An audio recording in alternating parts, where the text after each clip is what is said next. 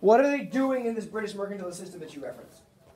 They're already providing Britain with raw resources. Beautiful. You said providing and raw materials. I dig that. That's exactly what we're looking for. Right? They're already engaging in this mercantilist system, providing raw materials. On the back end, what are they doing with that in this system? Anybody? I'll take a volunteer. Go for it. Louder. They're buying the finished products. Good job. You're back on my good side for now. Don't get ahead of yourself. They're buying back the manufactured goods. Good. Good. So, with that being said, talk to me, please, Chris. If that's the system that we're engaging in, why is it better for the British to ignore the colonists in general? Well, because, like, they're trading, or that's great, that is right. Okay. So, because the British want something, or they want raw resources from the Americas, and want them to have, like, the most output, they don't want to have to control them or spend any expenses on sending people or anything like that. They want to have the most profit made so they compare themselves to the Europeans. Badass response. So what you're telling me is, because the British are profiting significantly economically off the colonists, they don't care what else happens. Is that a reasonable way to put it? If it ain't broke, don't fix it. Now let me give you a good quote by a man who's in charge of the British foreign policy at this time. Bless you. Don't do that again. His name is Sir Robert Walpole. Sir Robert Walpole. And he says in the mid-1700s, a very good quote, "Let sleeping dogs lie." Sir Robert Walpole, let sleeping dogs lie. W-A-L-P-O-L-E. Sir Robert Walpole, let sleeping dogs lie. And that in general is the British philosophy towards the colonists. Let sleeping dogs lie. Take a minute, talk to your partner. What does that quote mean, and how does that translate to British policy towards North American colonies? Go. Let sleeping dogs lie. Ruby's dying. To lay down. To lay down. Dogs can't lie, they're dogs.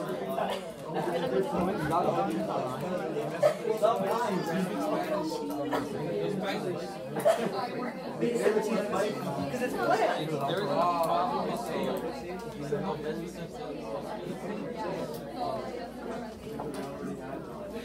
What did you say, Chris? There.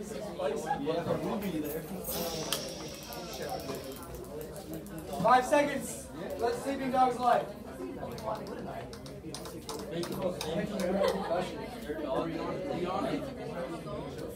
And we're silent in 3, 2, and 1.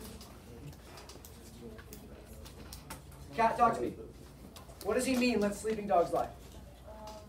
He means that, like, if they aren't doing anything to you, then there's no necessity to mess. Perfect. If they're not doing anything to you, there's no necessity to mess with them. How do you put that?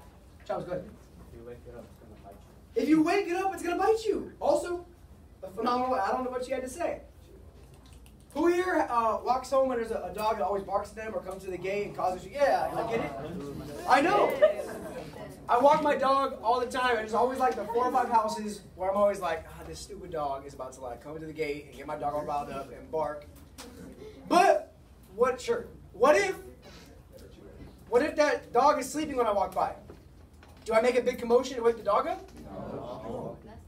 So that's the British philosophy towards the colonists. Is they're not doing. There's no necessity to change things. Why wake it up to have it bite you? Let's just let the colonists sleep. We'll keep making money off of them, and then all will be well. The problem becomes, we'll get into this today, when you leave them alone for so long, they become grown. And then when they bite, to your point, Mr. Chavez, it's a bigger bite than if you just woken them up and they were little puppies and got them better trained. It's easy to get a little puppy to behave. It's hard to get a big, old, grown dog. That line, you can't teach an old dog new tricks? My dog's old. He's kind of true. He's kind of an idiot. So today we'll talk about this end of salutary neglect, this end of being neglected. Your prompt is here. Hilda, can you read it for us, please, nice and loud? It Evaluate the impact of the French and Indian War on British policy towards the American colonies. Right to the point prompt. What changes because of the French and Indian War for British policy towards the American colonies? This was the AP DBQ in 2003. Test my AP knowledge. So 15 years ago, this was the actual AP DBQ prompt. So just as a way to ground yourself in this thinking, everything going forward, all the way going forward, until we get to about April 5th, is DBQ eligible. Everything going forward is DBQ eligible. Yes, sir. Do they ever repeat? No, but they repeat like in content. It shouldn't matter what the DBQ is on. You'll know everything. It's true. Last year the DBQ was on causes for imperialism. Oh. The first day of period 7. And they got this. Year before that, the DBQ was on the road to the American Revolution. The exact same as period 3, starting with today, 2 years ago. And they got this. Period 3, period 7. Year before that, it was on the rise of conservatism in the 1980s, period 8. They got this. So don't worry about what it's going to be. Worry about learning it all, and it won't matter what it is. If you stay ready, you don't have to get ready. So let's take a step back in time for a hot second to make sure we're all on the exact same page. England has left the colonies alone. Hands off. Politically, for the most part, socially, for the most part, economically, they're pretty much left alone as long as they operate, as Kevin put it, within the mercantilist system. You provide raw materials, you buy back manufactured goods, you're good. But even these navigation acts, when the colonists want to, they just ignore them. Right? When it benefits the colonists, great. When it doesn't, whatever. Because keep this in mind. How hard is it for Great Britain to manage the colonies from that far away? Let me give you a good example. If I wanted to lecture you guys on this class today from my couch, could I do it? Yeah. Heck yeah, I could. I'd get on my pajamas, put my little my laptop camera thing on if I could figure it out. It takes me a while to figure these things out. I'm not the most intelligent man when it comes to technology. I'm just proud I can get that iPad thing to record me and it goes on YouTube. It's a 6-button process. I got it down. Old dog, new tricks. Exhibit A. So sure, I could get online. I'd give you a lecture, no problem. Would you guys get the information you needed? Yes. Could I manage the classroom from my couch? Yes. No. Yes, you could. Could I? Oh. How do you think? You tell us be quiet, be quiet. You think? You would not be Yeah. You're not even quiet when I tell you to be quiet now. So like maybe you guys can see me, right? But Slane's over here taking a nap. Kevin's over here coloring. Oh, We don't know what Shaylee's doing. Because she's over here in the corner. This guy for sure is causing trouble. He's always causing trouble. I don't trust him. He's a sad 16-year-old becomes like a 40-year-old man. I don't trust him. So it's impossible for me. I can give you the information you need, but I can't manage the classroom from that far away because I'm not here. So these ideas from England, they're coming over no problem. Enlightenment, Great Awakening, transatlantic exchanges, mercantilism, all that is fine. But there's no management of the colonies because they are on their own from a distance perspective. It's a good analogy, I think. It's a good analogy. So we have the navigation laws, which I went over in great length in period 2, worth noting. But let's talk about the other side of things. Are there any attempts by the British to control the colonists politically? Yes.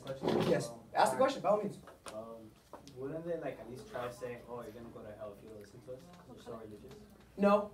Really? No, They didn't because try that's not really the way in which the religion works. It's a very oversimplification of religion. So not so much. Hey, Ms. Rucho. Sorry to interrupt. You're Do good, you man. have, Slane Camacho? I do.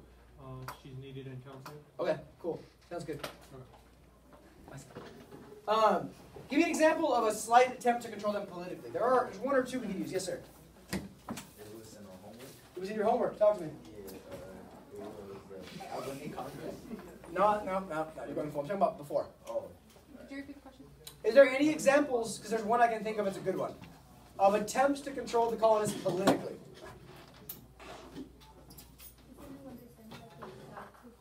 Yes. Who is he and where was it? Good job. You're right there. There's a name for it. You want me to pass it off to somebody? Good. But you got us on the right track. Ruby, go ahead. The Dominion of New the Dominion of New England. And they say, oh. But again, to my point, if I say something and you say, oh, that's a good thing. It means I taught you in the first place. And now you're remembering, as opposed to, what? Dominion of New England. I'll give 1,000 points to whoever can tell me the name of the governor. Oh. Because I would go whatever fact he's not going to give it to me. Let me get it. No. If you don't know it, you don't know it. Edmund something. Edmund something. Yes, Sir Edmund Andros. The governor of the Dominion of New England. How did that work out? Did New England like this idea? No, they rebel very quickly. It's disintegrated in 2 years. Teaching England will operate in your economic system, leave us alone politically. So there is an example there. Socially, there's no control because there's such a diverse group of settlers that are here. Economically, the only real control is this attempt with the Navigation Act, but in general, the colonists are left alone. This policy is called salutary neglect.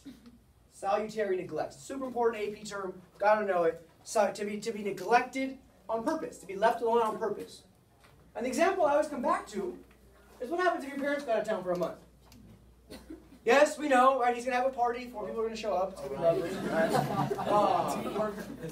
All right. Yeah. His auntie. His auntie shows up, yeah, to check on him. But at what point do you begin making your own decisions and operating in your own way and solving your own problems? What? Pretty much immediately. And then your parents come home and they're like, Josue, you didn't do the dishes. And you're like, I do dishes on Tuesdays and Fridays. Because he's been doing things his own way. Josue, why are there nothing but candy bars in the cupboard? That's why I eat these days. On my own. Do things my own way. So, moral of the story, as this neglect policy is good in the short term because England's making money off of it, but eventually, to your point, there's a good point, it's a bigger dog. It's a more grown dog. And when that dog wakes up and bites, it's a bigger bite than it would have been 50, 75, 95 years prior. So what England does is England creates their own monster. It's kind of like Frankenstein. Use a little AP Lit analogy. They create their own monster by letting them do whatever they want, and then once that monster's grown, we got bigger problems. So big picture, the global context for today. Point one, I want you guys to understand, wars are expensive. Wars are expensive in 1750. Wars are expensive in 1850. Wars are expensive in 1950. I'm going to go out on a limb and guarantee that probably in 2050, if we're still around by then, wars will be expensive. You'll be 48. You're going to be 48? I think I feel I'm old as hell. So, Great Britain and France have been engaged in a series of conflicts that don't matter to our story, except for the background piece. These wars are for imperial control over various parts of the world, and the last one in this series of wars is going to be today's conversation, the French and Indian War, called in France the 7 Years' War. I've seen College Board reference it both ways, so if I were you, I'd know both names. The French and Indian War or the 7 Years' War. The big issue is real estate. And by real estate, I mean land. As you guys know, Europe is very limited from a land perspective. But America has a lot of it. That's one of the reasons people are here in the first place. That's one of the pull factors we talked about on the first day of school. There's available abundance of land. Your real estate's being competed over by England, by France, by Spain, and at whose expense is this competition happening? The natives. Good, the natives.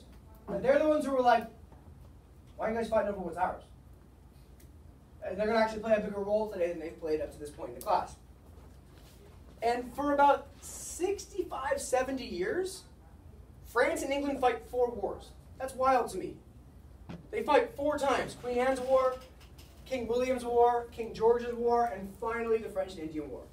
Again, these details aren't as important for specifics. They just help you guys get a bigger grasp of what's happening because it'll make more sense later, I promise. The colonists play very little role in the first 3. They'll play a huge role in the 4th one. The seminal role in the 4th one. And by the end of King George's War, we'll have England and France as the last 2 big colonial powers that are fighting over North America. We see Spain's empire at this point is kind of crumbling over economic and social tensions. We talked about the Pueblo Revolt that happened shortly before this. Spain's having a hard time keeping control over their colonies. So really it is just England and France that's left. Here's a map. I like maps. Maps always tell us a good story. Here in the map, we see all the purple areas. You're more of a color-specific person. What would you describe this as? I don't match for it. Mauve. Mauve. Okay, we're going to go with mauve, M-A-U-V-E. Make sure it's in your notes. All right. Kind of matches her hair. Mauve. Mauve hair. Mauve, I see that. So this is France. This is British North America here on the eastern seaboard. Side note, I saw on a lot of your SAQs, probably 5 or 6 of you, said the New England colonies did more shipping because they were closer to the ocean. I'm sitting on my couch last night grading them, like, man, I swear to God, this ocean go... I learned something new. I didn't know that you were closer to the ocean the farther north you went. I thought it was the farther closer to the ocean. Yeah, I never know. We see New Spain. Spain down here. We've talked about them before.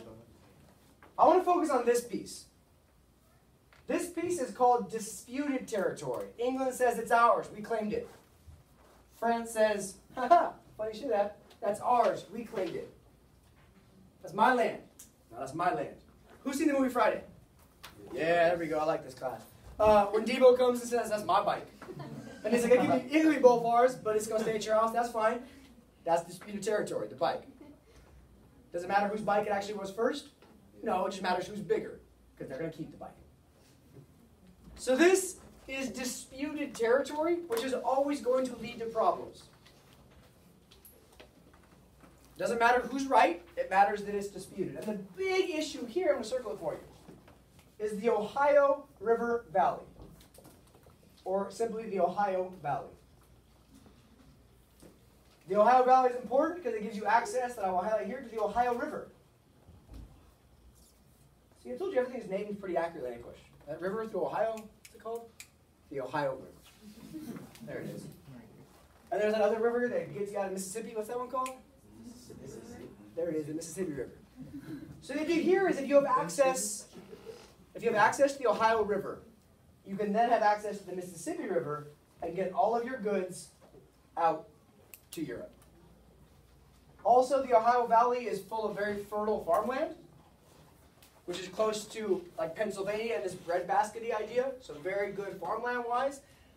And it's the next stage of the next frontier, I've talked that term in class already, of the American colonists spreading out. So both sides want the Ohio Valley. And you know who else wants the Ohio Valley? The people. That was the both sides, the French and the British. Who else might want it? Natives! Yes, those that are there already. Good job, sir. Good job.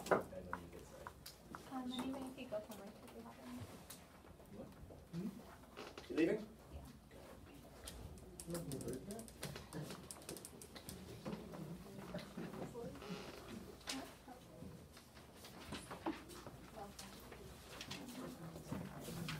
Thanks for leaving. Okay. So, big picture. What's that? Why are you turning around? Sorry. Are we sorry? Ask a question. See that exciting back there? Yeah, it's pretty exciting. So why? Why is the war fought? The first reason is overlapping claims. Both sides think it's theirs. So as the British colonists are expanding, the French are going to build forts to counter this expansion. Well, it's going to piss the British off. Why are you building forts on our land? And the French are going to say, why are your settlers expanding onto our land? What if I went home today and I took a chair from my backyard and I went and put it in my neighbor's backyard? And I sat there. My yard now. He's going to come home and be like, bro, what are you doing? Like, why are you in my yard? That's my yard. I said so. Don't do that. Britain doesn't like the fact that the French are building forts. Again, doesn't matter who's right. Matters that both sides are mad. They're going to send George Washington, first time we're going to mention his name, on an expedition to go figure out what's happening. Shots are fired. The war begins. And hence we have the fourth in a series of wars against the French and the British. So bigger picture as to the why. The Ohio Valley is incredibly important real estate for three major North American powers. The Iroquois, that's the Indian side of things. They want to extend their power into this region and their control. The Iroquois are a very violent, warring tribe. And they realized, hey, a lot of our competitors are dying from disease and dying in war, and now we have a chance to have a huge control in North America. They want Ohio Valley. The Americans want it because they need to expand. Now that the colonies were 150 years in, over my map, please, with your eyes, all of this nice land that was so available early, it's all been taken up. Our population is growing. We talk about this a lot in period 2 because of a good birth rate and people are living longer. Everyone's healthy. There's a lot of people. So logically, they're going to want to spread out.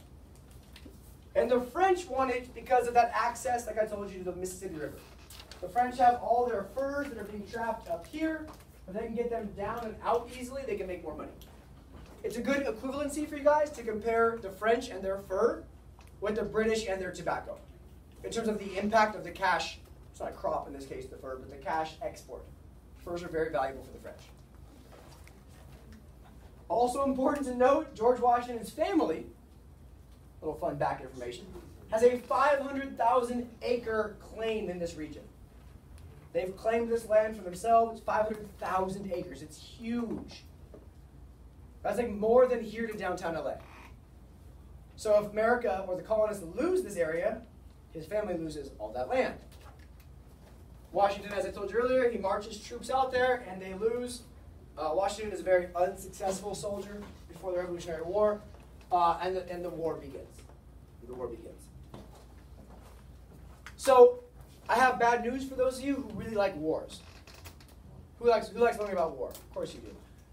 This class has very, very, very little to do with actual warfare and more to do with like the economics of war, the politics of war, the societal impact of war, who gets new opportunities because of war. So, sorry, we're not going to talk a lot about guns and shooting. And That's still interesting. yeah, good, good. I'm glad. So the biggest impact of the war during the war is this Albany plan. We're going to look at a cartoon in a minute, but let me give you some of the context before we can get into that. Long story short, the war's going badly. England is losing, therefore the colonists are losing a bunch of their early battles, and the British realize, hey, we can't really fight this war for them. This war is in their backyard, they being the colonists. But the war is all happening in what river valley? Ohio. Yeah, and that's here. Does Georgia care? No. Does South Carolina care? Does no? Not really. Not really, because keep in mind, these people still don't see themselves as American. That's going to happen later. Georgia's like, that's not my problem. Good luck. South Carolina's like, we're over here trying to deal with slave rebellions and grow sugar. You guys are on your own.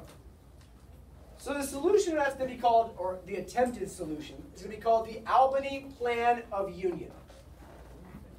My favorite part about all this is the British government's idea. Hey, colonists, why don't you guys get together and form a government that can help fight a war? Well, 15 years later, they're going to do the exact same thing and fight a revolutionary war against Great Britain. So that kind of backfired a little bit on the British. And the goal is to create, it's an important term for today, an intercolonial government. Yeah, I know, we got Pennsylvania and Virginia and New Hampshire. Let's put a government together that's going to kind of help govern all of them as one. That's the goal.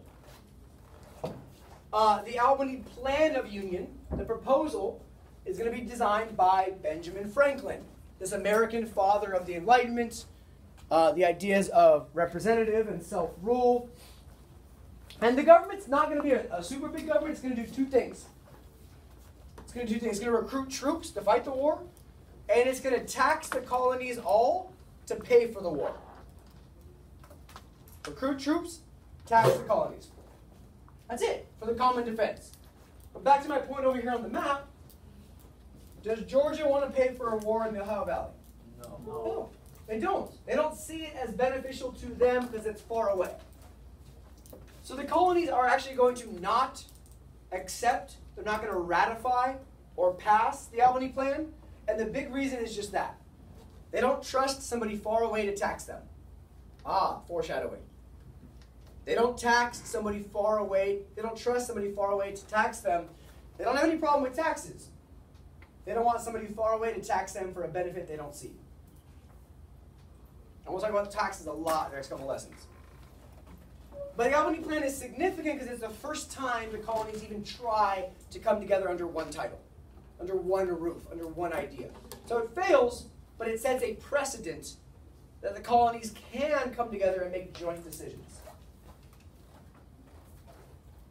The big reason it fails is because individual colonies did not want to give up their sovereignty, their freedom, their independence to have their own tax structure. So that's the big picture, is the colonies don't trust somebody else to tax them. Now taxes already exist, right? New England's paying taxes for their schools. The middle colonies are paying taxes for some of their growing infrastructure. But they don't trust somebody far away to tax them. Big theme going forward, which is why I'm double emphasizing it. So first step and the first real attempt towards colonial unity. Cool. So now I'm going to introduce something that we're going to do all year. Every time we see a cartoon or a persuasive piece, any piece of propaganda, a political cartoon, a speech that's persuasive, and it's called HIP. Who knows what HIP is from last year? Good job, Josue. Raise it high. All right, you're on. What's H stand for? Context. Good job. No way, what's I?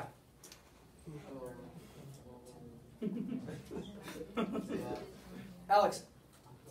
Intended audience. Who's it for? P, what's P, Hilda? Purpose? Purpose, good. And what's the second P, Brett? Point of view. So let's do context together. What's happening in the world that makes this cartoon necessary? War. What cartoon? The giant one that's projected on the board right behind me. I thought like the cartoon that like actual cartoon. What do you mean? You want to see like Animaniacs or something? Like 30-second footage or something. Footage from 1754. No. Like, Oh, I have been. We're good. I know. Maybe a Snapchat video from 1754? you know what I meant. No, I don't. I rarely know what you mean. Brett, talk to me. What's the world situation that makes this cartoon make more sense? I mean, there's conflicts between Conflicts. Between who? French and Maybe. French and British? Sure. What else is context? Let's build on that. What else helps make this need to join necessary? War. How's the war going? Bad. Good. War's going bad, and the colonists are looking for ways to improve the war, so they're going to propose joining together the Albany plan. Historical context. Now I'm going to give you 2 minutes with the people next to you to identify who's the audience, who's supposed to see this, what's the purpose, why is it made, and what is its point of view. I'm going to give you a tip for point of view before we get started. The point of view is almost always going to be pro or anti something. Get your language around that idea, and it always helps us get it. What's the point of view of the cartoon, speech, whatever, propaganda. So take 2 minutes together. I'll be circling around to answer your guys' questions. But I need to see for all of you, who's the audience, what's its purpose, and what is the point of view. Go. Work together.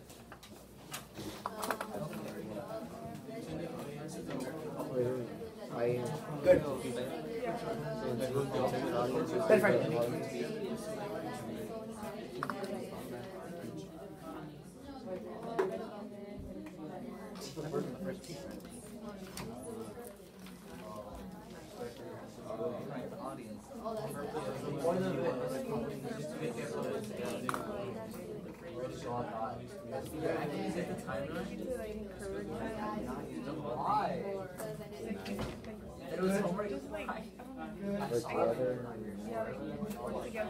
I know, I was gonna show you, but I was like, oh, that's like too.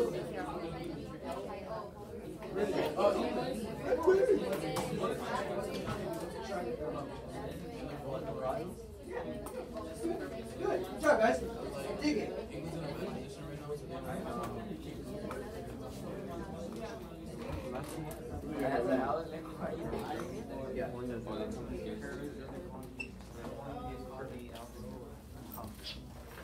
Please.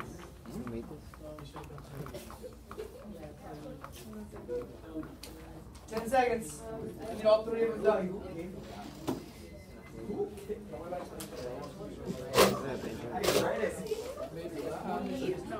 He was the one that... I know. I'm okay with that before that.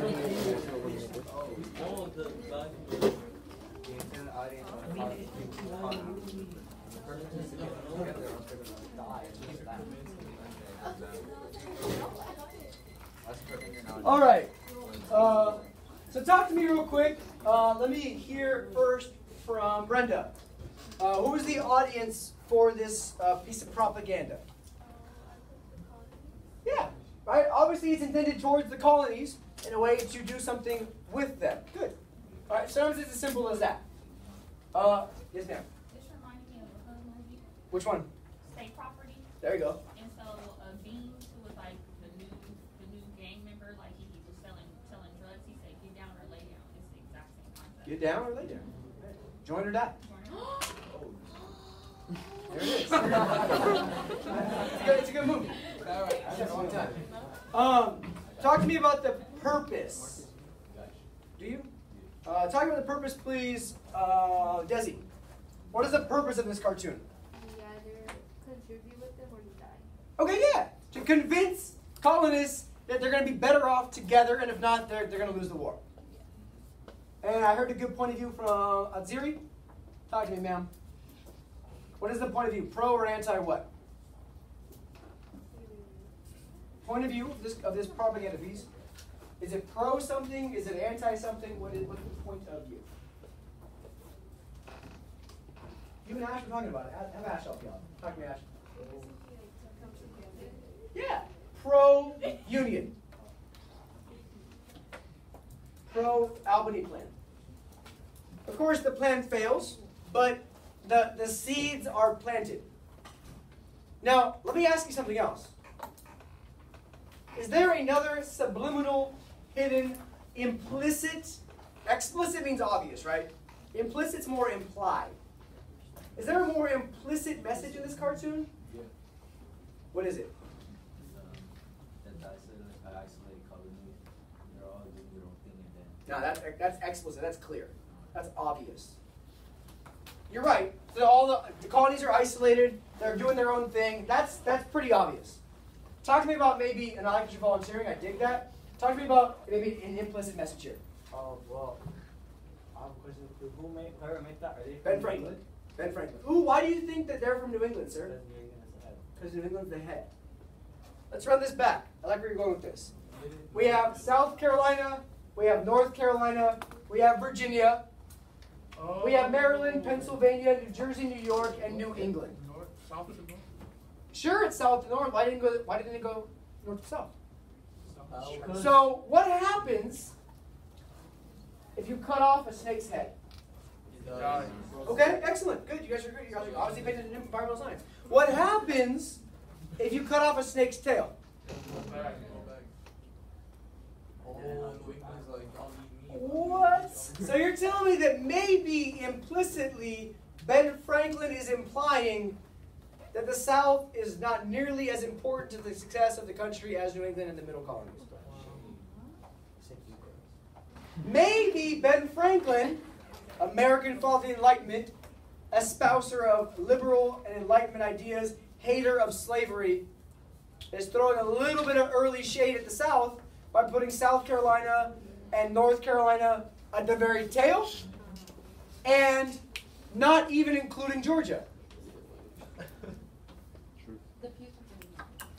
Franklin is from Pennsylvania, and Franklin's ideals will line up more with New England than anywhere else in the country. And you got it, Alex. Good job. You asked, is the artist from New England? He's not necessarily, but his ideas are. Huh. Nicely done.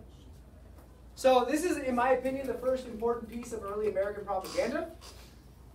And it's pushing for this idea of colonial unity. So the war ends, because again, wars aren't important except for what happens because of them. In the first of approximately 700 different treaties of Paris you're going to learn about this year. There's a lot of treaties of Paris. 1763, 1780, there's a ton of them. The war ends in the Treaty of Paris, 1763, and the British are victorious, the French are not victorious.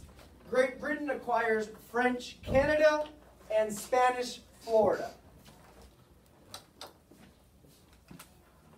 France gives Spain everything else west of the Mississippi.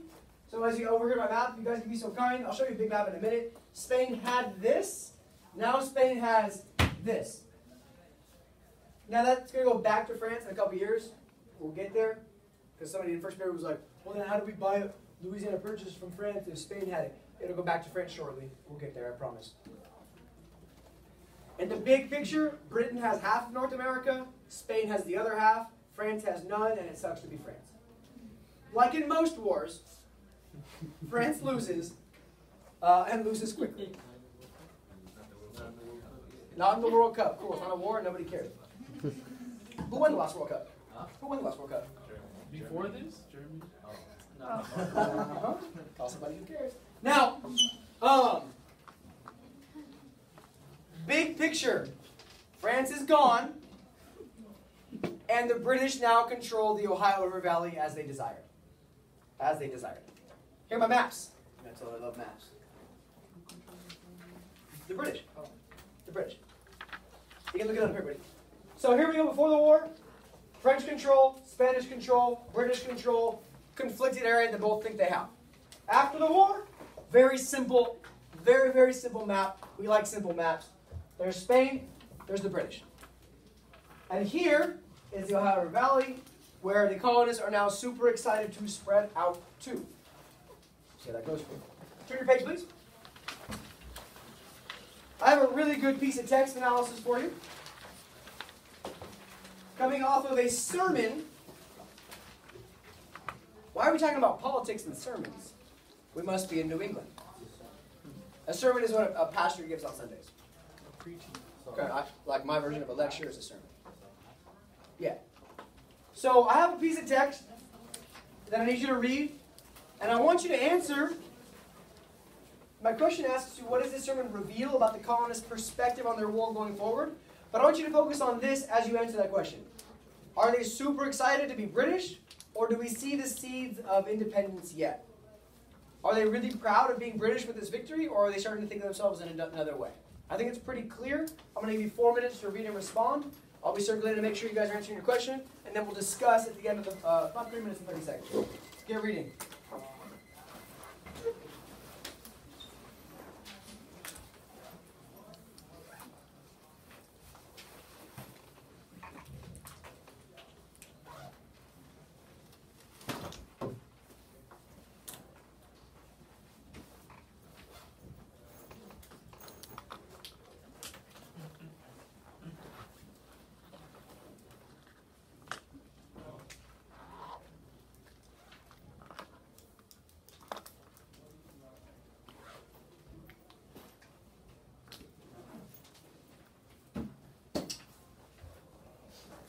Good piece of text. What does this reveal about their worldview going forward?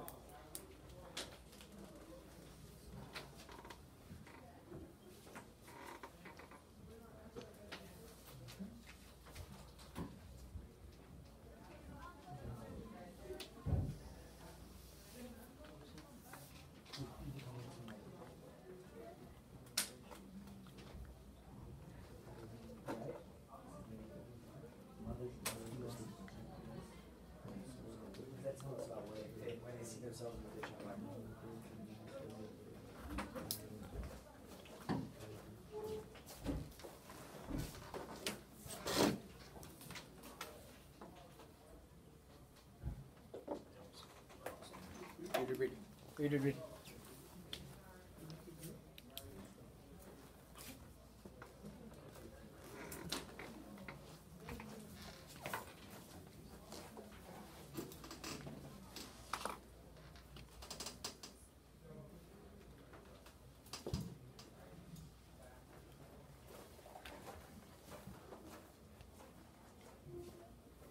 Where do they see themselves in the British Empire? Are they proud to be part of it? Are they excited to leave the British Empire? What's their identity at this point?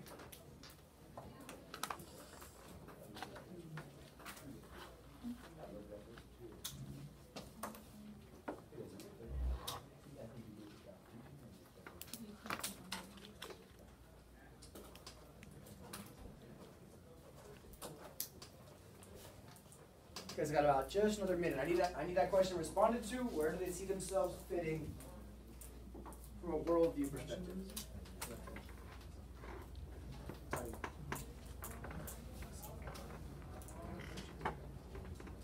50 seconds. Where do they see themselves? What are they thinking? proud to be. Write it down. Prove it. I'm seeing good responses, guys. Yeah, good. They're the offspring of Britain more so than a part of it, sure. But are they excited to be part of it, or are they excited to be part of the process? I feel like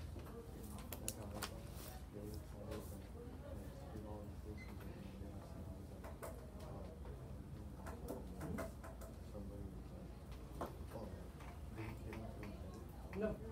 But they put the speech. Here shall our indulgent mother, who has most generously executed attendance, and serve and honor her by growing numbers.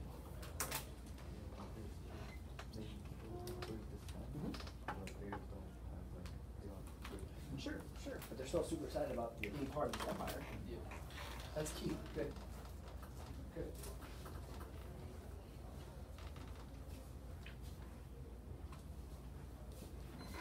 All right. I'm going to give you a whole minute, please, to discuss where you see these colonists fitting in the colonial British Empire. I want the person in your pair who's closest to the door to share first, though. All right, so that maybe someone who's been talking about has a chance to share. So if you're closer to the door, you're talking first. 1 minute, go.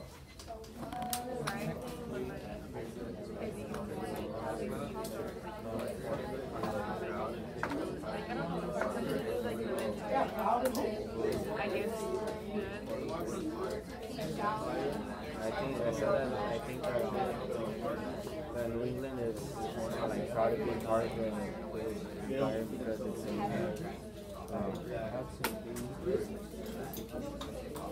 that they say that they were happy to help Britain in the war, and that where else would we see a pastor giving political views? Only New England, church and state. See? 15 seconds. Just.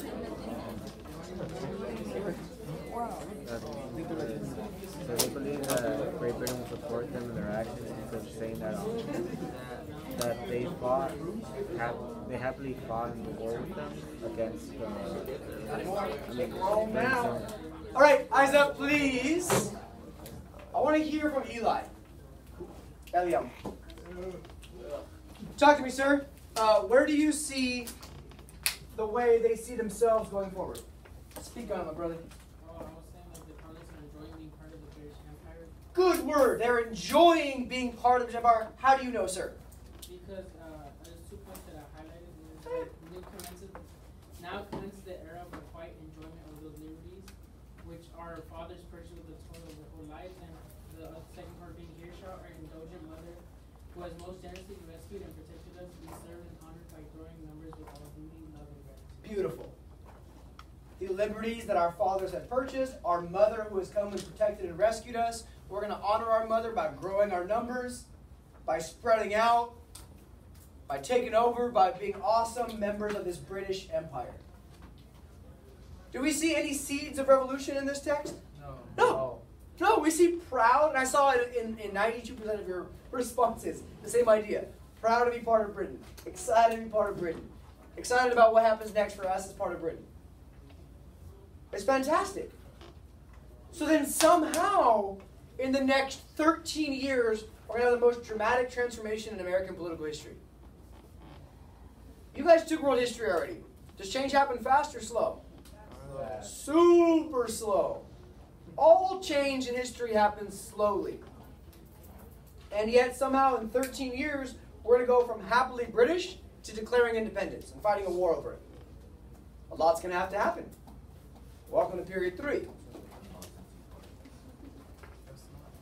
So, from the colonist perspective, we looked at it here.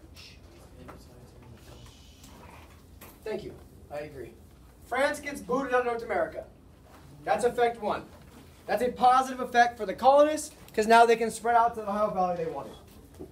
Effect 2, the British have a huge debt. The British are broke. They have fought 4 wars in 70 years. They're broke. Welcome to America in 2018. Right? War after war after war. Now we're broke. Soon, the British will look to the colonists to pay for their own defense. And I had a really enriching conversation in the first period about this. Someone asked, is that a positive or a negative? I don't know. Let's talk about this. The British asking the colonists to pay for their own defense. Good thing or bad thing for the colonists? Good. Why do you say it's good, Osway? Because they'll be protected. They'll be protected. Why do you say it's bad? Jahari said bad? Yeah. Why is it bad? Because they're gonna have to like pay a lot of money for this. So you're saying they're going to have to pay for what they get? No, I mean, You're right. You're both right. This is my point. So why is it bad then? They have to pay. Oh yeah, throw your hair out. I like it. Why is it bad? That you said, keep going. They have to pay a lot of money for it. Okay. What's bad about that? because that means that they'll have less money for themselves. Oh, okay. So it's like more money's going towards them. Okay. And so, I don't know, I guess like they'll have to work more for it. Okay. So they'll owe more. Sure, but to Josue's point, they're going to be protected. So you think they should be protected without having to pay for it? Like they should pay for it. But then, what's bad about it?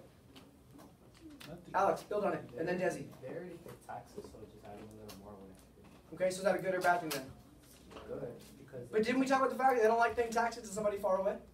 yeah, but if they Don't yeah, bug me. But they say that it's their mother. It is their mother. You're right. You pay your mother taxes? Well, then what are you talking about? We For? should. Desi, I know you do. Put your hand down though. Desi, you're up next. Wait, so what if they lose kind of some of their like property and stuff like that? They lose, okay. They lose some of their freedoms, and I saw a hand over here. Who's holding it? Can they protect themselves? No. Haven't they been protecting themselves kind of this whole time? Interesting. I hear something. Is it you? Go ahead, Kevin. Isn't Trump trying to like? Louder. Isn't Trump doing the same thing right now with NATO? Like, he's trying to force his allies to pay America for like providing protection. Oh, modern synthesis. You get saucy with it, Kevin. That's how you're president, bro. All right. Are you saying that? Are you trying to argue, We're Kevin, tied. that history repeats itself? Oh, All right. The little class mascot Chihuahua would like to speak. Go for it, my friend. Go ahead. What I'm trying to say is that, Don't try to say it. Just say it. alright, if the colonists try to pay the British Uh-huh. their mother country to protect them, Uh-huh. and they send soldiers to the colonies, Uh-huh.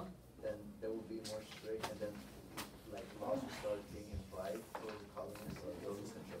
Yeah, in this case, he's correct. So, big arguments, because you're both right, Jahara and who started? You started.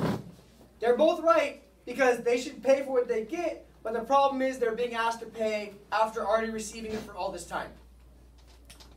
The problem isn't they're being asked. The problem is they were left alone for so long. Now they're being asked. They're like, whoa, whoa, what are these taxes? That's wild. When in reality, they've been reaping the benefits of the taxes without having ever had to pay them. Let me give you a modern example for the current context of your school. What if, at the very beginning of the year, I told you guys, hey, I will print out whatever you guys need me to print out for you, resource-wise, copy-wise, whatever, 10 cents a page. I told you guys ahead of time. Who has a problem with that? no. Now, what if I've been copying all this stuff for you all year, and then in November, I'm like, hey, after you ask me to print something, it's 50 cents a page. Now, why are you upset now? Why are you upset? Not because you can't afford it. You told me last night. What? I charged more, and yeah, and it's a last minute thing that I've been letting you do all year without. So the problem isn't the paying for the defense idea, it's the fact that all this time they haven't been paying for it. Yes, Alex? when they're coming to you, we can do it. Exactly. They actually charge them. No. What's our slogan? There we go. Good. So, next effect is the colonists begin pouring rapidly into the new territory in the Ohio Valley because they think in their minds, as evidenced by that text, we helped fight this war, we helped win this war, we're going to go enjoy the fruits of the war and the territory that we fought for. This, of course, leads directly to Pontiac's uprising because, oh, shocker, nobody thought about asking the Indians what they wanted to do with the land. The Indians have a huge uprising, attacking settlements and forts throughout the Ohio Valley that we were so excited to spread out to. Several thousand British settlers are killed. Most of the British forts in the area are destroyed. And in typical white European fashion, the response is going to be super overkill, over-exaggeration. The British respond by spreading smallpox on purpose and killing as many natives as possible. Blankets that are infected. Yeah, it's a disease that's transferred by contact. So it's like this, right? Like, we took your land, you got mad, here's some smallpox. Petty, right? That's the white European response to everything. Just wait till we get to the Indian Removal Act. So, maybe we're not so excited to spread this land as we thought we were, but we're going to read some super good texts about the Native American perspective on what's happening going forward, which are going to open our eyes to why they are so upset and why Pontiac's uprising is such a big deal. But first, let's try to figure out just how broke Great Britain is. So I have the first example of an attempt to begin controlling the colonists economically that's passed right after the French-Indian War in 1763. So as the Treaty of Paris is being approved, the French are leaving North America. This is passed by British Parliament. It's called an Orders in Council, so it's like a new law or a proposal. So it's written in kind of like legalese, but it gets right to the point of just the fact that, hey, we're broke. So I need you to read it. It's pretty short. But I need you to identify what issues is the British government facing now that the war is over. So just make a bulleted list on the right-hand side. I'll give you 3 whole minutes to read it, and then we'll discuss these issues as a class. 3 minutes, go.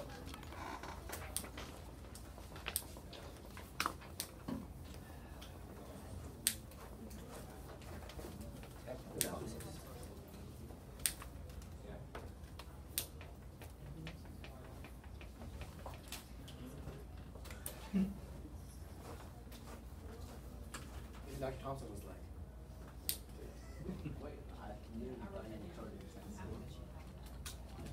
Yeah, the second.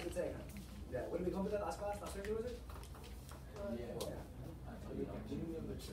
You told me I'll be mature, and I said it starts with this.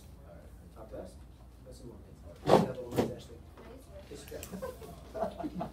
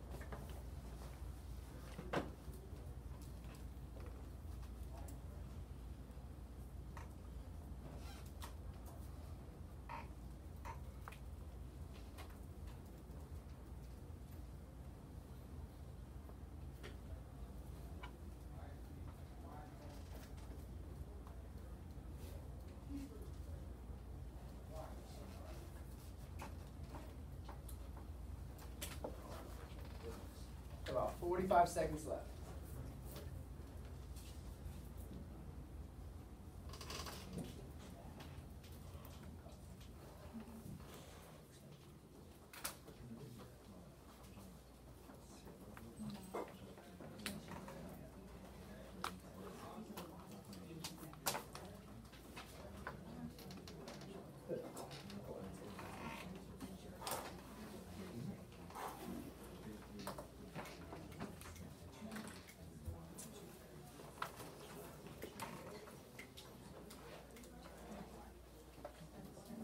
Actually, you always learn when you're here? Good. What concept is? Go figure you're in a class in Jackson. 5 seconds, 4 seconds, 3, 2, 1. All right, take a minute, share with your partner. This time the person farther from the door can go first. And tell us, what are some of the issues Britain is facing?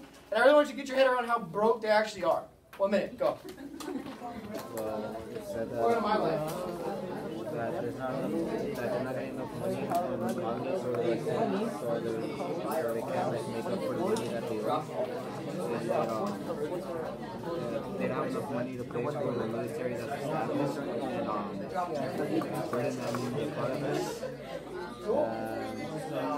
that they recognize that neglecting the colonies is a bad thing. Basically, they lost money in the war, so they're not getting enough money back from what they lost.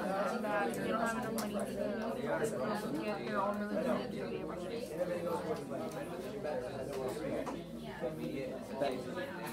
You sure? No, as long as everything goes yeah. No way volunteering to go first, I'll tell you what it says. All right, so let's get our ears and eyes back up. We'll hear from Noe. Noe, what are some of the problems the British are facing? They're having to pay for military support from Britain. Okay. And the land is increasing, so they don't want to spend anything they don't need to spend. Yeah, the people are there. The land is increased. There's more area to defend, and there's more people. Good, good. Tell them about other problems. Well, basically, we were talking about how they just lost money in the war and they're not getting it back. Ooh, they lost money in the war and they're not getting it back. Good, good point. Go ahead. The revenue is being impaired. That is what it says. Agreed. Slane, talk to us. What else?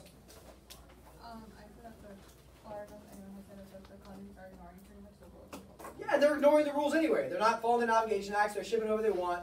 The fact that there's been this lack of control means the English aren't making their money anyway. Good, good. Anything else? I like this part. Make sure I get it right.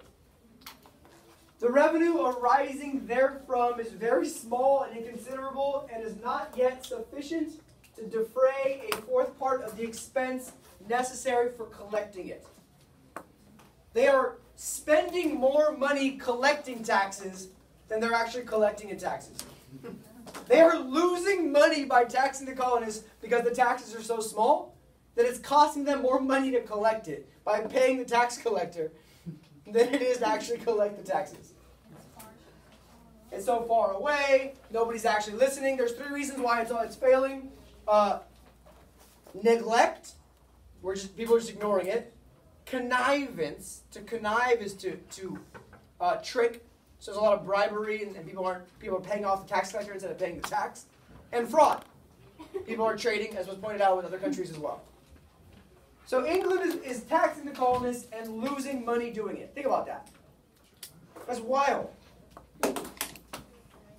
Big problems. Problems that will be exposed in the next couple lectures. But the immediate problem is Pontiacs Rebellion. Turn your page for me, please. We're going to read 2 short docs in a second. But what you see here is the entire Ohio Valley. Take a look up at this map. Every one of these little fire symbols looks like a McDonald's box of French fries. Here we have the Ohio Valley. You're hungry? No.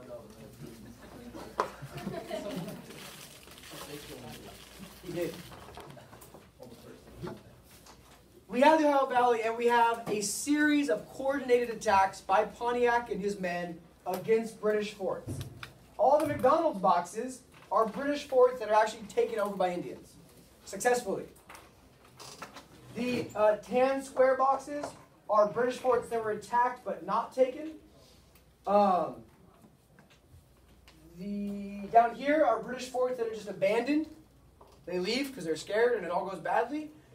And what this shows is maybe, just maybe, we shouldn't have just poured it into this new area we acquired without worrying about who else was there. Is this the first time the Indians have rebelled like this?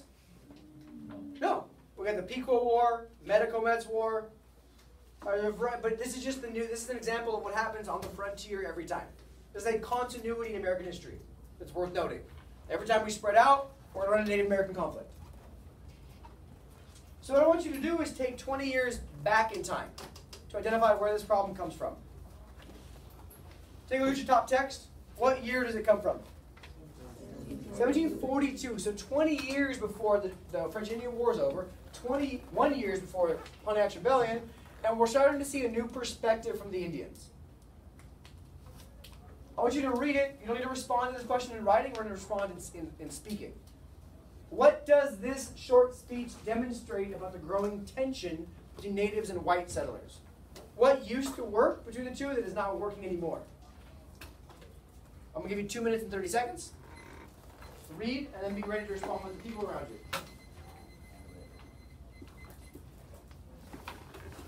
It's a lot of reading today, but it's good for you. You're used to it? Good. On my phone?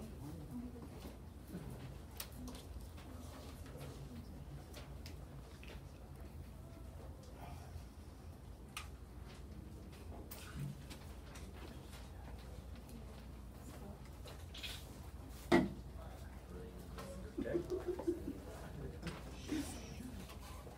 This way. What's wrong?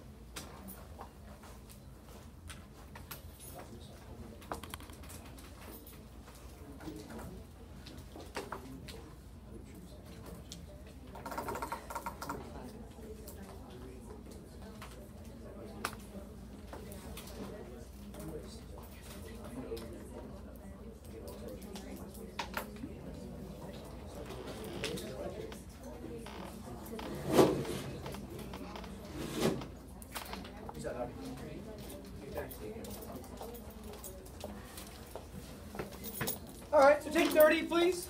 A quick 30 and discuss what's the big issue now between white people and Indians. That might be a new issue. Go. Okay. What's the new issue? Is it a really clear line that we need to identify? Well, the line that I think what he's talking about is that the white people need to not know the value of their people, that the land is everlasting. Because they just talk about how like they know their worth, that they know that like this land is like important, and the white people want it. Like that's what they're trying to like argument. They know the land, they're trying to take it from them because they think they don't know. I agree with what you said.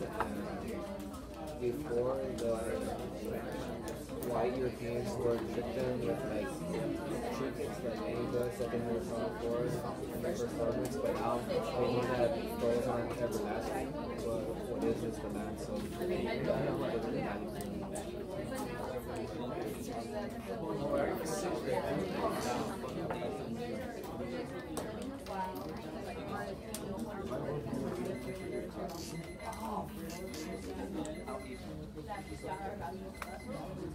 All right.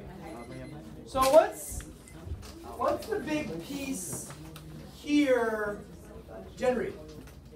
I see you. I know I can always call you. You're good. Jenry, what's the big piece here that illuminates us and what the conflict looks like?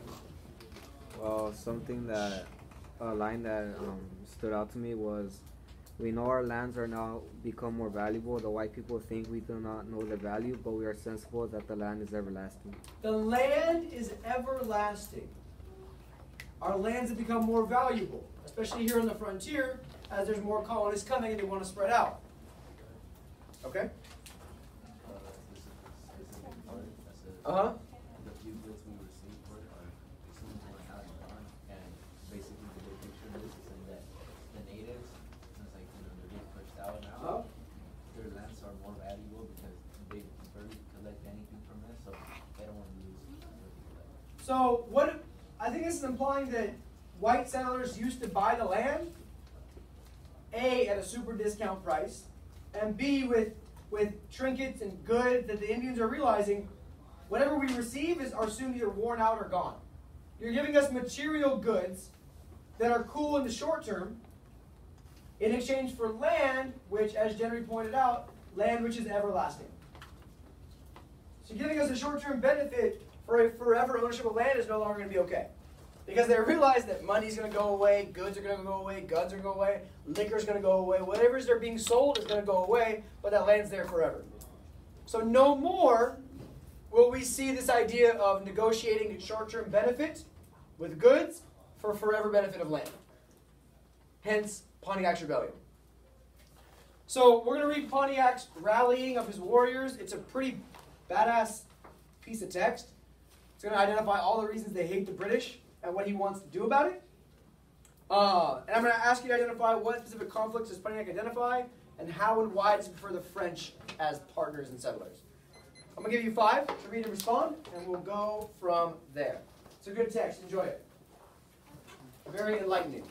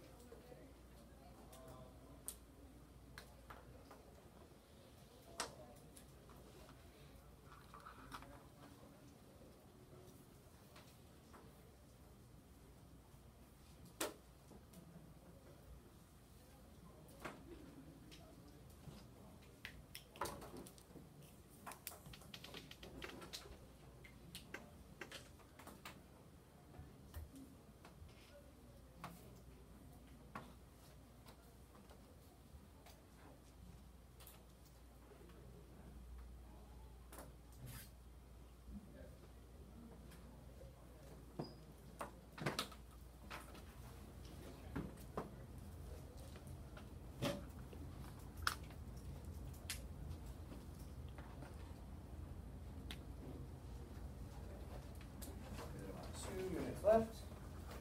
Doing a very nice job today. I know it's text heavy, but it's good text.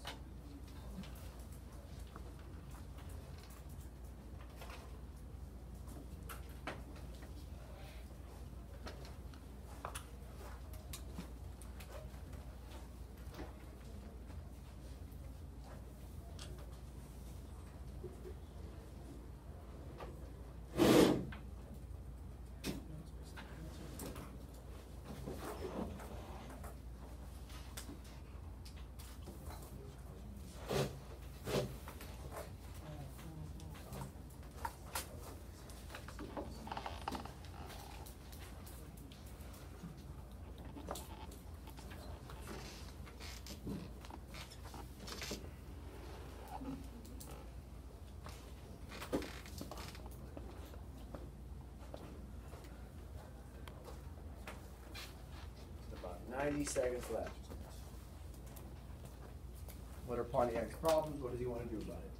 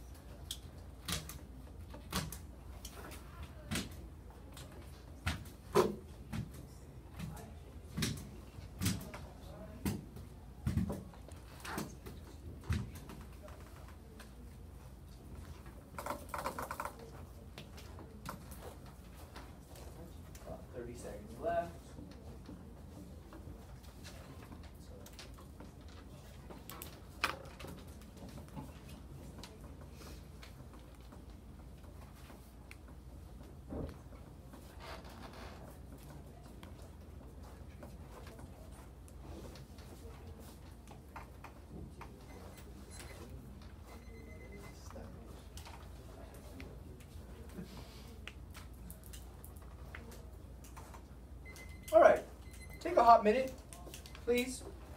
Have a quick discussion. What are his problems with the British? Why does he have these problems with the British? Are they reasonable problems? Yes.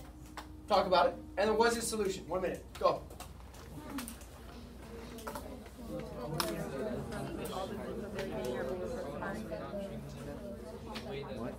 All the goods they're getting are overpriced and aren't good.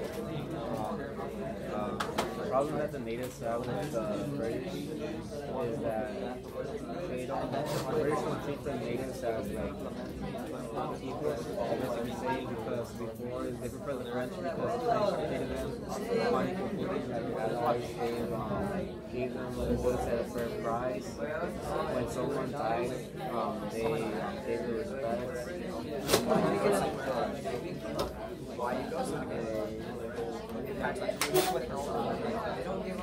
And they helped them in any way that they could, as long as it was reasonable. But the British don't really care about the natives. When they die, they make fun of them. And the leader says that the British want to destroy them, so they have to destroy them.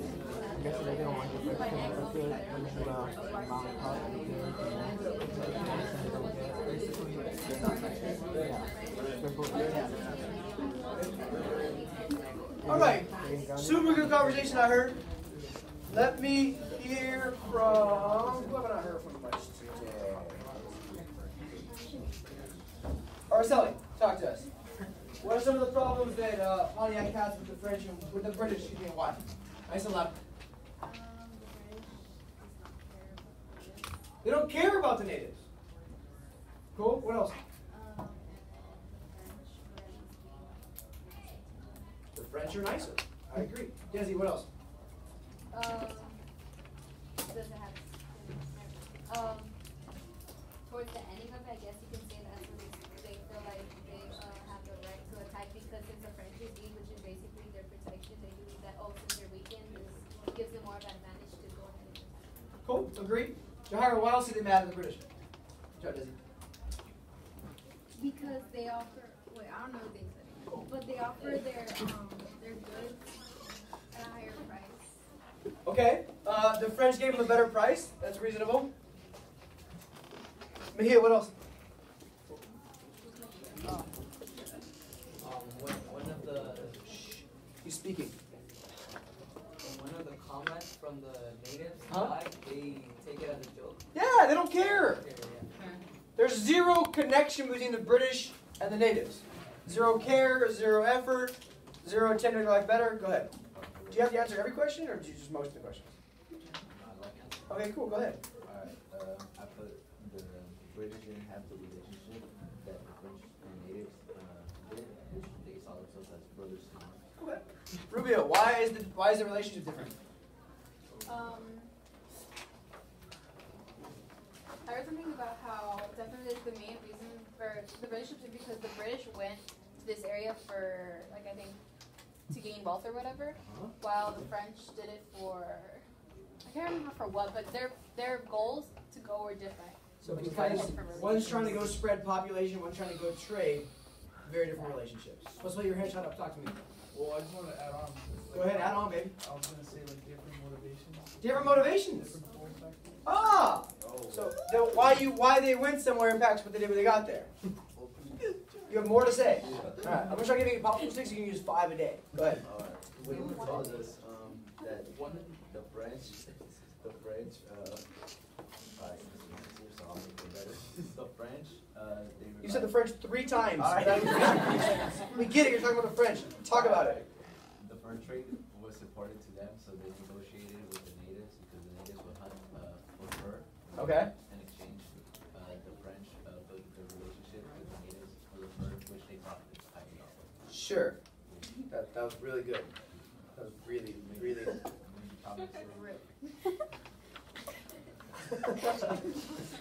Is he seeking approval? I'm not saying. I made you proud. No, you didn't. Tamontes our line. Oh, speak less, listen more. Yeah, do that, please. So, moral of the story, Let's look at the domino effect. We win the war. We spread out. The spread out leads to a rebellion. A lot of white people die. Not good. Not good for the white people. So, quick quiz time. I'm learning you guys need a little more exposure to the multiple choice questions so that you're better at them. I'm going to read the text to you. This is the only time you're going to see it. So pay attention. This is Pontiac. I'm going to replace all the ye's with you. It's easier to understand.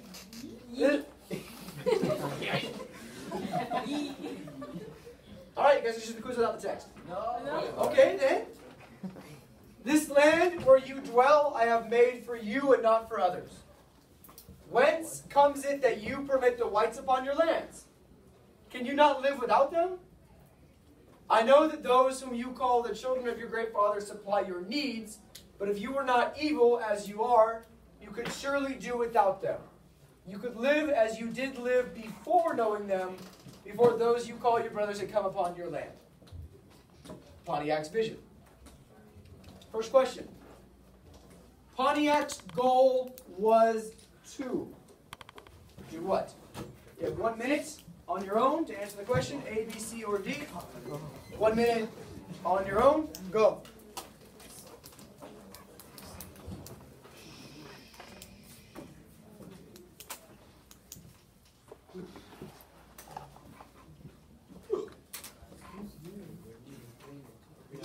Quick word or two about why next to it. A, B, C, or D, and Y. Circle it. I'm checking answers. No, some of that Y. Whoa, whoa. Will we have time to what? What do your directions say? I'll hit pause. The question is, the idea is simply you take 1 minute, answer the question, and tell me why on your own. It's your own little quiz. You did because I just said that. Go. You don't need to go back.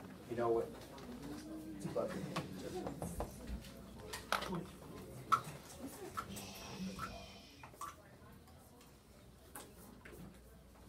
What does he want to do? What's his goal? It's pretty straightforward.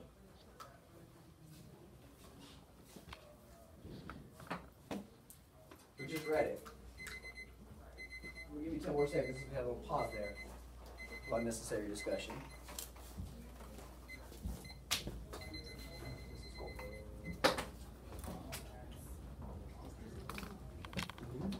Okay, so what's A, B, C, or D?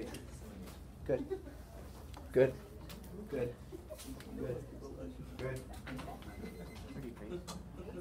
To eliminate violence? You want to have violence?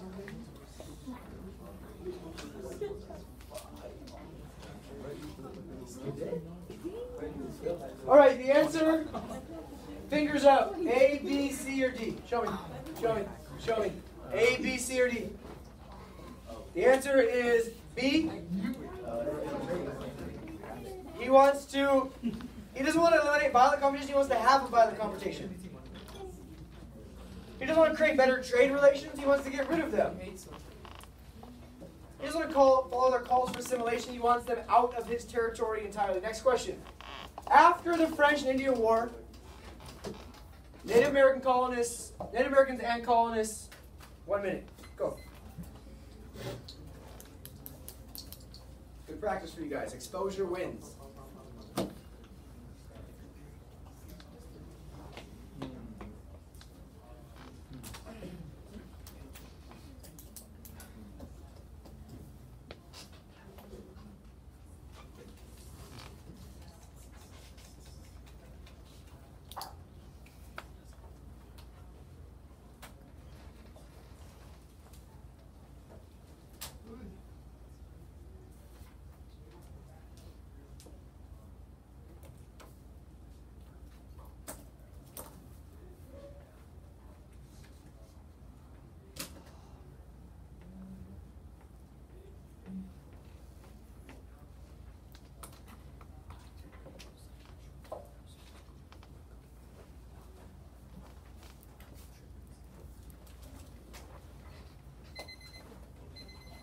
All right, fingers up. 1, 2, 3, or 4. A, B, C, D. A, B, C, D.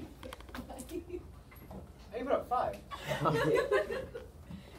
The correct answer is D.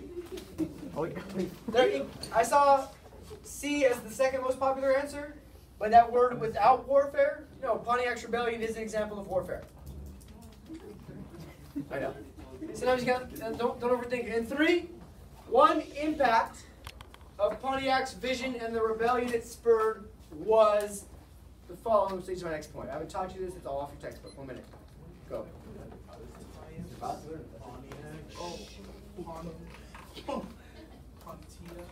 You can only read in your head?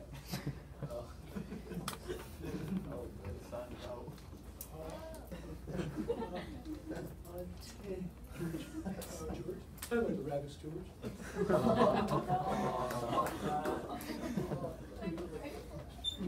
Time's ticking. Because I called someone I've already studied all last year. Time's ticking. Yeah, all year last year. No. It's a good thing with 8 questions. Good thing with 8 questions. It helps.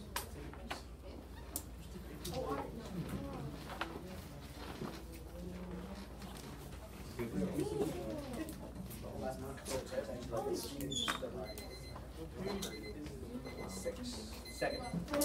All right. I wish I would go fit now. Go. All right. Fingers up. A, B, C, D. Beautiful.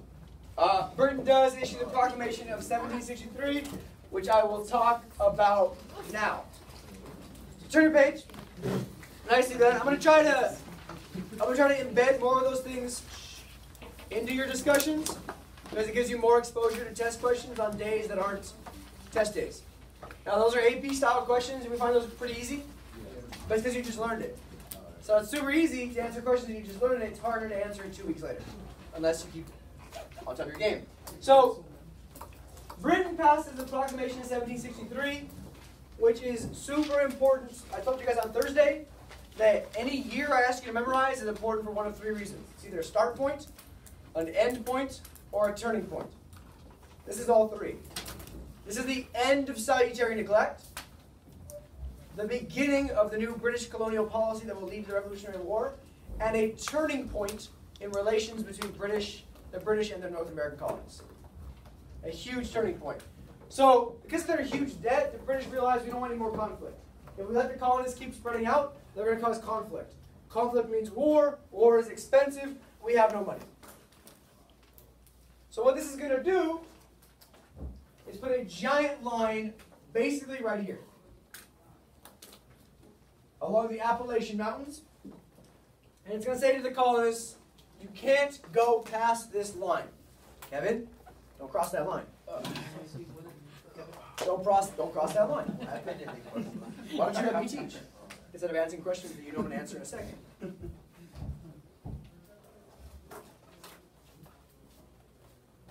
It's going to make the colonists very angry. And the colonists, much like with the Navigation Acts, are going to largely ignore the act entirely. With this understanding that, again, Britain is too far away to enforce a law that deals with where the colonists are settling. But there's probably a second reason why they passed this act, more than just Indian conflicts. Why else might Great Britain be wanting to limit the colonists spreading out? Talk to me. They don't want them to get bigger, get more control. Sure, agreed. Brett, what were you saying? I said more land comes from power, and they don't want to overbalance it they already have established. Both of you are fully correct. By keeping them along the eastern seaboard, they become easier to control. The farther in they spread out, the bigger, to Alex's point earlier, the bigger that dog gets, and the harder they become to control. Here's a map that shows you exactly what I'm talking about. This is the edge of the Appalachian Mountains, and they're told you cannot spread out past that line. But doesn't that defeat the purpose of what they just fought that war over? They just fought that war over the Ohio River Valley and all this disputed territory. Now they can't go into it? Good job, England. Now the bigger problem is the king thinks the colonists are going to like this idea. It shows this is a very important turning point, a friction point. Because the king thinks the colonists are going to like the idea because it'll stop the Indian attacks. Not realizing that he's dealing with a bigger dog than he thinks. It shows this thinking disconnect between the two sides. That the British king can't really get his mind into the colonial mindset because they're so far removed from being British. Chris, to your point earlier about them being, this American identity is different. So he thinks that if I keep them safe, they'll be happy. When in reality, they have bigger picture visions than just being kept safe. Here's the input to the proclamation. The Indians attack the colonies, and the king's worried that if they move inland, he has less control. To your point and your point. So, hence, proclamation line. In the king's thinking, the Indians will stop attacking the colonies. The colonists will stay on the coast where the king can use the navy to keep them under control. Everybody will be happy. Thinking this will solve all of their problems. In reality, this solves none of their problems as the colonists get mad and just ignore the proclamation. The Indian attacks continue, and it demonstrates how little power the king actually has over colonial policy. So to wrap today, before I give you your last text, which is a good text that I wish I'd had last year, 1763 comes, and Britain is the last superpower in this colonial period. The French are powerless. The Spanish are losing their control. This is shortly after the Pueblo Revolt. They're struggling economically. But the economy for Britain is on very shaky ground. They have no money. The British Crown is looking for new ways to raise revenue, so they're thinking about new taxes. Back to my point, though, the colonists don't want to pay taxes to a faraway country they don't see the benefit from. So let's talk about this for a second. Do you guys think that I mind paying taxes? No. What do you guys think about me? You don't know me that well. Some of you know me pretty well. Do you think that I hate paying taxes because I lose money? No. Well, nobody likes paying taxes. What do you think? You get the money back. No. No, you get some of the money back. Not the way taxes are. What do you think? I think like as long as you see them in work. Yep. Or like see them benefit, either you or the person that you're doing it for. Okay. So knowing what you know about me, do you think I mind paying taxes? Why not? What do you know about me that tells you that I don't mind paying taxes? My face? Yeah.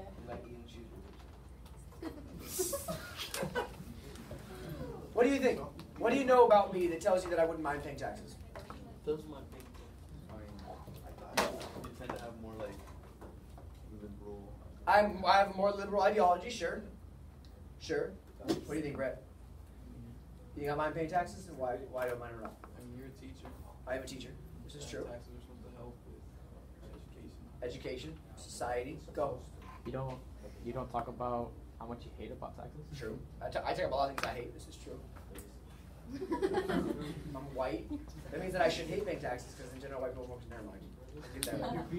My what? Give me that vibe. So I don't mind taxes because I like things that benefit society as a whole. I think taxes are great when they go to things that, even if they're not going to benefit me, do I have kids? No. A bunch of my taxes go to education. I think society is better when it's educated. I see the benefit of those taxes. I see the benefit of taxes to improve roads. I don't mind. If I don't drive on that road, somebody does. I see the benefit of taxes improving infrastructure, technology, and stability, and protection, and these things. So I don't mind paying taxes because I see the benefit. The colonists don't mind paying taxes. They're already paying taxes to their own colony to things that they see benefiting them. They're going to have a problem when the taxes get sent way over there to pay for England's war debt that had nothing to do with them. That's going to be the problem. Also, colonists think they have the same right to representation as other citizens of England. Because, to our point earlier, they still see themselves as proud British subjects. They say, the English Bill of Rights say I get representation in issues that concern me. Taxation concerns me. If I don't get a say, you can't tax me. And colonists are going to begin to feel they're being taken advantage of by Parliament because they have no say in the matter, no vote.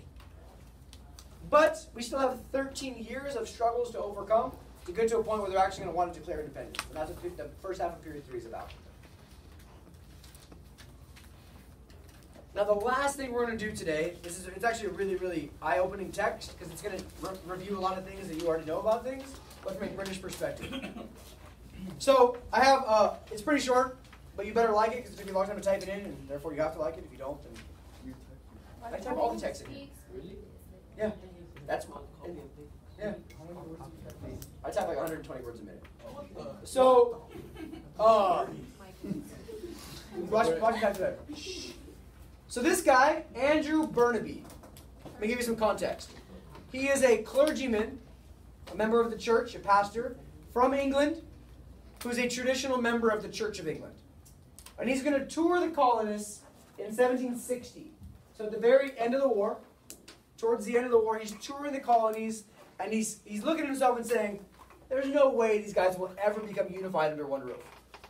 He's like, no wonder the Albany plan failed. These guys, there's no possible way they could ever be together as one united empire. It doesn't work that way. No possible way. I mean, he's wrong, because 16 years later, we're going to declare independence as one country. But he's going to highlight some pretty clear reasons why we should not have ever been successful in coming together as one country. And some of the challenges we have to overcome in the next 16 years. Okay? What is this word scoff? It says he scoffs at colonial unity. What does that mean? To scoff. He mocks it. He laughs. He thinks it's pathetic. He giggles. Sure. So, first, he's going to talk about the southern colonies.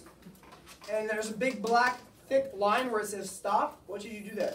Stop. Yeah, and you're answering the question, why, according to him, are these southern colonies unable to join a bigger effort at unity? It's a really good line, a really good piece, and you guys will enjoy it. So I'm going to give you 5 just on the southern colonies. We'll do 5 on the northern colonies, and then we'll go from there. 5 minutes, keep reading and analyzing. Go. We're almost done for the day. You're reading.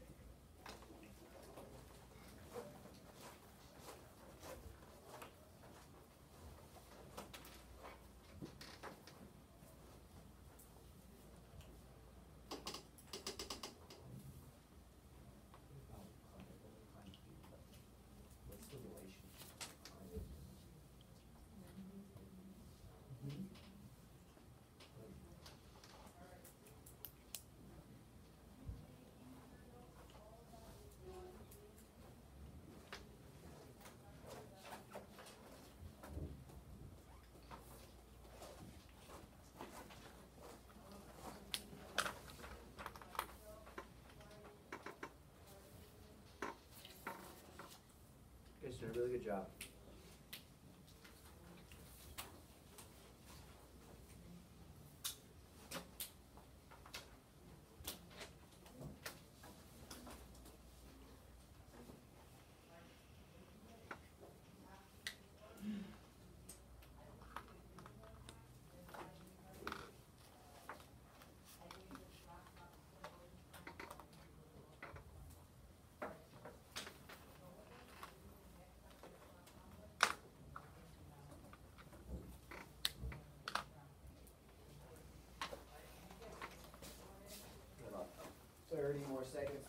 difficulties? What are some of the problems of Southern society that will make it hard to become united with the rest of the country?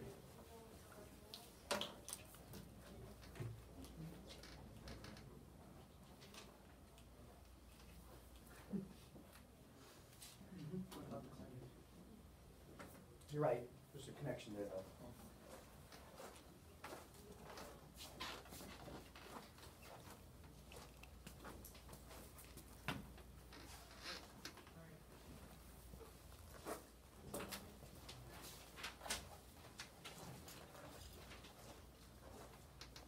All right.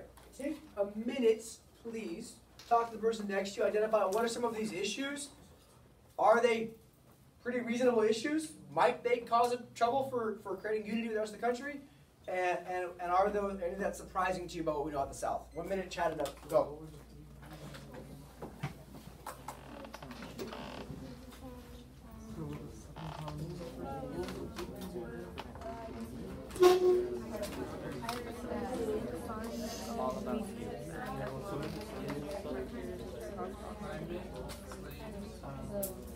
I said that the Southern colonies will be unable to join a bigger effort because they have slaves to tend to all the needs, so they're basically inactive and lazy.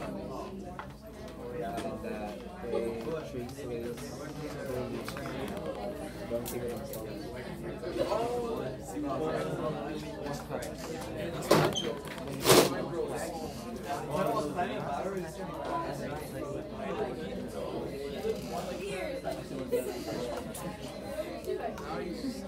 All right, so let's break it down over here on me, please. Alshane, I'll start with you. What is an issue he identifies in Southern society that might hurt unity? That there's too many slaves, Uh-huh. more than white men. There's more slaves than white people, so how are they going to fight, come together as a union when they're more worried about slave insurrections and rebellion? Yeah, good, good. Linda, what else? I said that they have they're cruel and they're very oppressive. They're cruel and oppressive of their slaves, absolutely. Santos, what else? They're also in constant conflict with the natives. Yes, because there's no community, they're all spread out. That's what they've done there, so they're more liable to have trouble with natives. Good. Ruby, what else? The climate is, I'm thinking that it's super hot in the south, so then they're lazy. They're hot and lazy. That point about there's a man in the vigor of his life, the prime of his life, being fanned by a slave woman instead of working. I would argue that the connection isn't that it's hot so they're lazy. The climate's good for growing crops, so they have slavery, and because they have slavery, they're lazy. But what's that to do with them uniting if they have people to work for them? Because they're more worried about themselves. Because they have people to work for them, they're getting rich, they're lazy. So why are they going to come to the defense of the northern colonies? It's true. We looked at it. They're the ones that rejected the Albany plan. Why would they want to look out for somebody else when they're all just looking out for themselves? It's a good question. To an extent. All right. Are any of those shocking new revelations about the South? No. All right. To the north. Same 5 minutes. Identify the same reasons why he thinks they can't unite. Shh. Very different reasons. Similar results according to him. 5 minutes. Go. Shh. We'll separate you guys if you can't just focus and read.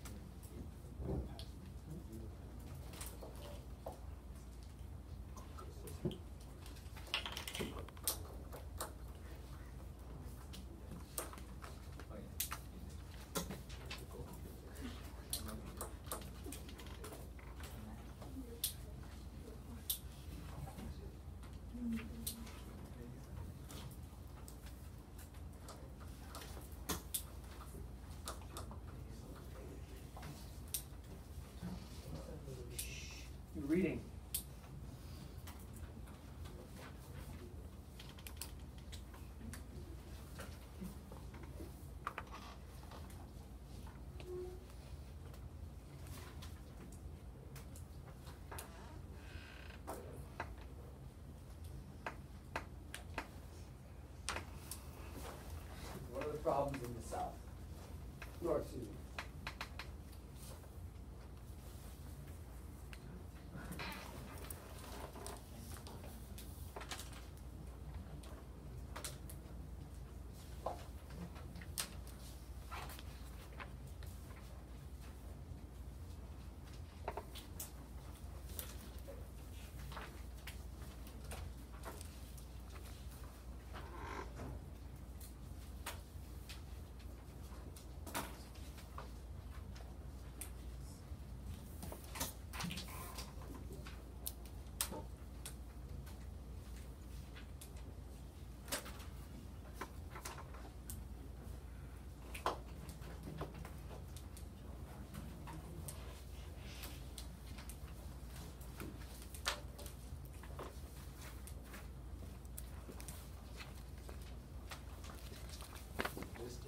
What?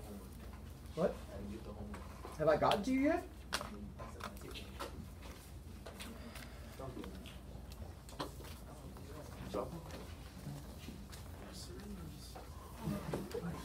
Your schedule's been changed. You're welcome.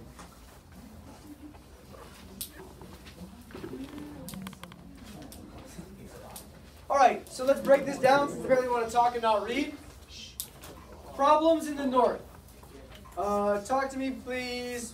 Miss Benjamin, go right ahead. Nice and loud. Put the homework aside, guys. It'll be there later. Don't worry. No. Literally like pizza. Is what? You'll be fine. It's just homework. Get used to it. The earlier you stop crying about it, the easier it becomes to do. Talk to me, kid. They're all jealous of each other. They're all different. There's Jealous. jealous. Yeah, they're jealous of each other, and there's diversity. Yeah, diversity. Different languages, different religions, different cultures, different ethnicities. Good. What other reasons are there for struggles in the North? Go ahead. They compete for trade. They're too competitive with each other. They're the ones that are all doing the trading, so they're competing. Eli, what else? Those ones? What's another one?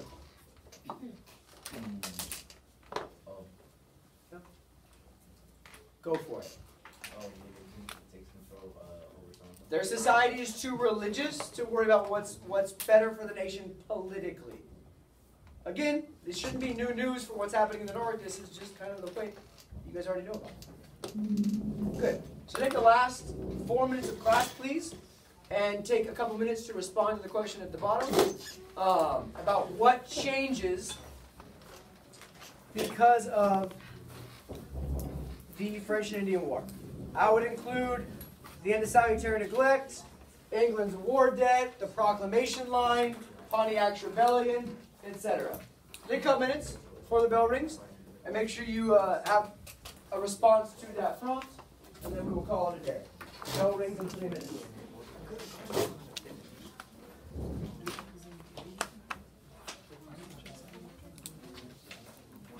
Also, your binders are checked and ready for pickup. Oh, yeah, you can get them. Those grades will be in the grade book by day today. It's red.